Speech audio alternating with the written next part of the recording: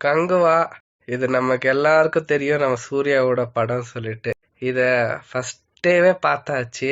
ஆனா OTT release ஆயிட்ட அப்புறமா இவ்வளவு லேட்டா ரிவ்யூ ஏன் கொடுக்குறேன்னாக்கா, உங்களுக்கு எல்லாருக்கும் அந்த படத்தோட நெகட்டிவ் ஷேடு தெரியும். பாசிட்டிவ் ஷேடு ஏதாவது இருந்தா கொடுக்கலாம் நினைச்சு ரிவ்யூ கொடுக்கும் நினைச்சு இவ்வளவு போஸ்ட்பாண்ட் ஆயிடுச்சு.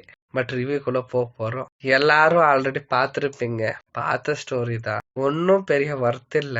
பட் நம்ம சூர்யாக்காக பாக்கலாம்னாக்கா அதுவும் கஷ்டமா இருக்கு. யாருக்காக அந்த படத்தை பார்க்கலாம்? ஹீரோக்காகவா, இல்ல ஹீரோயின கேக்குறது வேணா, இது அட்லீஸ்ட் வில்லனுக்காகவா? அப்படி இல்ல.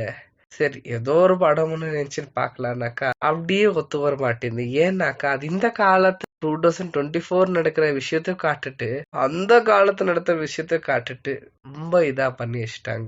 இந்த மூவில பிளஸ்ன்னு சொல்றதுக்கு ஏதாவது இருக்குமான்னு நானும் தேடி பார்த்துட்டு ஃபைனலி ஒரு விஷயத்த கண்டுபிடிச்சிட்டேன்.